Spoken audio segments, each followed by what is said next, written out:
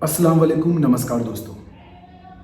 इस लॉकडाउन के पीरियड में सबसे ज़्यादा परेशानियों का या दुखों का पहाड़ अगर किसी के ऊपर टूटा है तो वो है हमारे देश के दैनिक प्रवासी मजदूर। वे मजदूर जो अपने घरों को छोड़कर, अपने गांव, अपने खेत खलिहानों को छोड़कर अपनी रोजी रोटी की तलाश में शहरों का रुख करते हैं।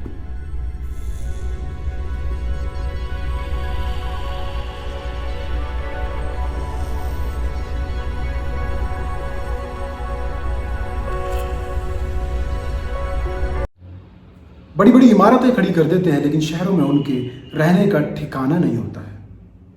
अब जब लॉकडाउन लगा तो ऐसे मजदूरों के ऊपर मुसीबतों का पहाड़ टूट गया कि उनकी रोजी रोटी कैसे चलेगी। बीमारी के डर के साथ साथ उनको भूख का डर भी सताने लगा। इसी डर से मजदूर पैदल ही अपने घर की तरफ चलते हैं। कल की एक घटना बहुत ही दिल दुखा देने वाली है, दिल को झकझोर कर देने वाली है। 20 मजदूर औरंगाबाद में ट्रेन की पटरी के सहारे चल रहे थे। 40 किलोमीटर का सफर इन लोगों ने ट्रेन की पटरी पर तय किया। सड़क पर इसलिए नहीं गए क्योंकि सड़क पर पुलिस के डंडों का डर था। इसलिए मजदूर ट्रेन की पटरी का सहारा लेकर अपने गांव कस्बों में जा रहे हैं। वो 20 मजदूर औरंगाबाद में जब 40 किलोमीटर थक गए तो थक कर ट्रैक पर ही सो गए। उस ट्रैक पर सो गए क्योंकि उन्हें यह अंदाजा नहीं था कि सरकार ने ट्रेन चला दी है। 16 मजदूर ट्रैक पर सो गए और 4 मजदूर उनके आसपास। और जब वो गहरी नींद में थे तब ट्रेन उनके ऊपर से गुजरती हुई चली गई और 16 मजदूरों की दर्दनाक मौत हो गई। जो बाकी 4 मजदूर थे उन्होंने उन मजदूरों को उठाने की बहुत कोशिश करी। जब उनको ट्रेन का शोर उनको सुनाई दिया, लेकिन तब तक बहुत देर हो चुकी थी। इस घटना को सुनकर दिल झकझोर हो उठता है कि आखिर मजदूरों की क्या खता थी कि मजदूर दरबदर हो रहे हैं। जिस दिन ये ट्रेन की घटना हुई उसी दिन की घटना है कि एक मजदूर दंपति सड़क पर हादसे का शिकार हो गए। उस हादसे में, सड़क हादसे में मजदूर दंपति पति पत्नी मारे गए और उनके 2 बच्चे घायल हो गए, जो कि अस्पताल में उनका इलाज हो रहा है। रिपोर्टों के मुताबिक अब तक 45 से ज्यादा मजदूर सड़क हादसे में मारे जा चुके हैं। कई सारे मजदूर भूख से भी मारे जा चुके हैं। कुछ मजदूरों ने आत्महत्याएं भी की हैं। हमारे देश में 2011 का जो सेंसेक्स था, 2011 की जनगणना के अनुसार 45 करोड़ मजदूर भारत में, टोटल 45 करोड़ मजदूर भारत में थे। तब से अब तक उनकी संख्या बढ़ ही रही होगी। अंतर्राष्ट्रीय श्रम संगठन ने 8 अप्रैल को हमारे देश को, सरकार को आगाह किया था कि भारत में लॉकडाउन लगने के कारण 40 करोड़ मजदूरों पर गरीबी का प्रकोप आ जाएगा, यानी कि उनको रोजी रोटी की मुश्किल हो जाएगी। और ऐसा हुआ भी। उसके बाद भी हमारी सरकार मजदूरों के लिए वो सब नहीं कर पाई जिसके वो हकदार थे।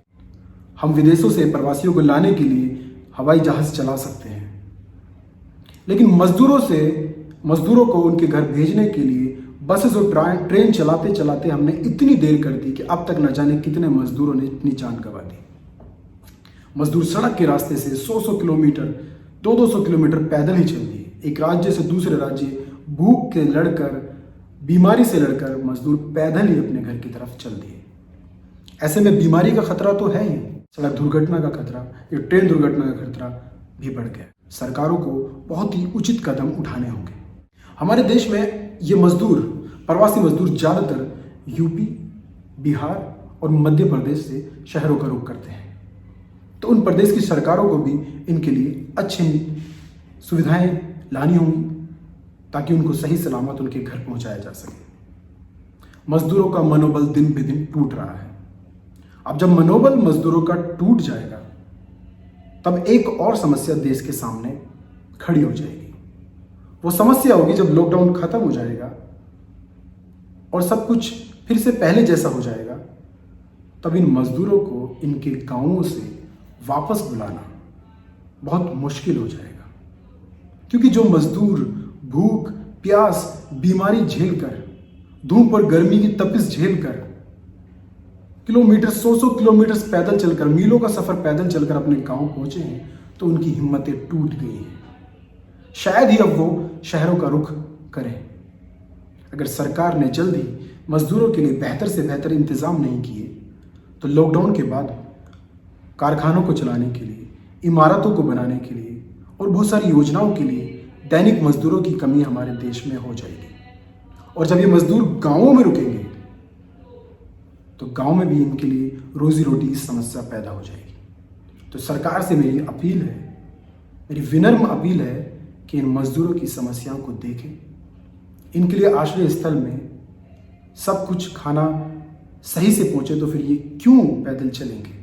इनकी स्क्रीनिंग हो, कितने लोग अब तक बीमार हो चुके हैं, कितने लोग कोरोना की चपेट में आ चुके हैं, इसकी जांच होनी चाहिए, जो कि अभी तक नहीं हो पाई है। लाखों करोड़ों की संख्या में मजदूर सड़कों पर है। सरकार को नियम बनाने होंगे कि कैसे इनकी जांचें कराई जाए, कैसे इनको सकुशल इनके घर वापस छोड़ा जाए। मेरी आप सबसे अपील है कि आपके पास भी अगर ये मजदूर हैं, इनको समझाएं, इनको रोकें कि पैदल सफ़र ना करें, कुछ दिन और रुकें। देश जब इस बीमारी से जल्द निजात पा लेगा तो फिर से सब कुछ पहले जैसा हो जाएगा। बहुत ही दुख के साथ मैं अपनी बात को ख़त्म कर रहा हूँ, क्योंकि मुझे वो मजदूरों का जो दर्द है, जो मैंने खुद फील किया है, बार बार सता रहा है। आए दिन हम ऐसे मजदूरों से रूबरू हो रहे हैं जिनके पास खाने की, जिनके पास पीने की तंगी है, जो पैदल ही साइकिल रिक्शों पे अपने घरों का रुख कर चुके हैं। सरकार से उम्मीद है कि सरकार जल्द ही उनके लिए अच्छे नियम कानून बनाकर प्रवासी मजदूरों को उनके हक देगी। धन्यवाद। जय हिंद। अगर आपको मेरी बातें अच्छी लगती हैं और आप मेरी न्यूज़ देखना चाहते हैं तो आप मेरे चैनल को सब्सक्राइब कर सकते हैं, नीचे दिए बेल आइकन को भी दबा सकते हैं ताकि सबसे पहले आपको जो मैं वीडियो बनाऊं उसका अपडेट मिल जाए। शुक्रिया।